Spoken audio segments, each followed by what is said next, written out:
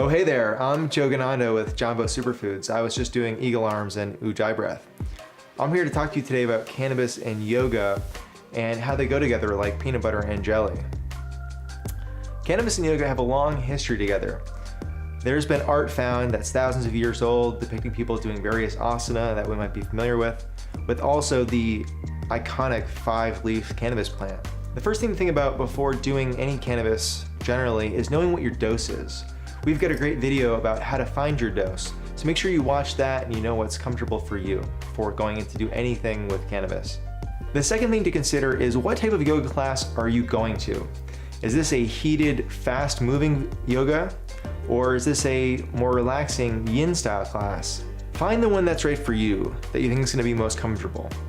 For me, I like it all. I can do a yin class with a little bit of cannabis, and I feel like that I am not taking care of myself if I don't do at least one cannabis-fueled hatha practice per week to really open up the body and keep me limbering and functioning.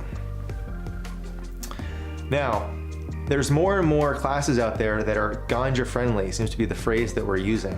So that might be a great way to get into it. Go with like-minded people that might give you their experiences, and the teacher will have designed the class to be specific for cannabis and yoga. Another great option is to practice one of our guided meditations we have available at jambosuperfoods.com/yoga. This is great because you can do it in the comfort and safety of your own home, and you can experiment without anybody else around you. Now, when you're going to a yoga class and you want to do cannabis, you have to consider what you're going to bring. The first thing you need is the cannabis. So you can go old school and roll up some flowers and smoke a joint. This is great. It's pretty safe and healthy. However, it's not very discreet and you might smell like smoke, which may not work for you in your situation. Vape pens are another great discreet option that are less stinky. But what we really recommend is to use one of our Enfourage THC potions. The Enfourage process that we've perfected here at Jambo is the perfect pairing for cannabis and yoga, and that's why we wouldn't do it any other way. Now, I'd like you to consider what you're bringing to yoga, aside from your cannabis. You also want to bring water. Now, we all know we need to bring water, but with cannabis, sometimes we find ourselves with cotton mouth, and there's really nothing more unpleasant than being in a hot yoga class and needing some water and not having it available. So bring some extra water. Also, bring something warm.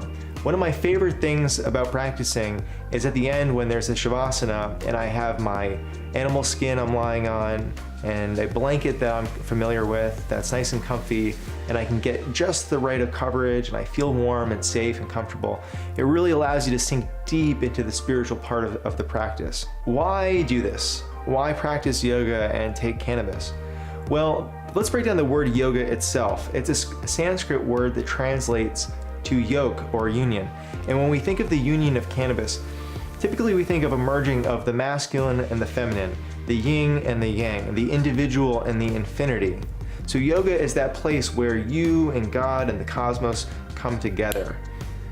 We know psychedelics can give us mind-expanding spiritual experiences, and so can yoga, so they stack together very nicely. Cannabis and yoga can connect you to your body.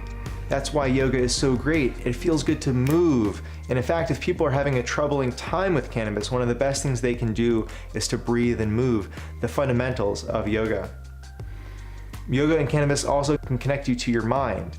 Now, a lot of times if people take too much cannabis, they can have a negative experience and they can get overwhelmed.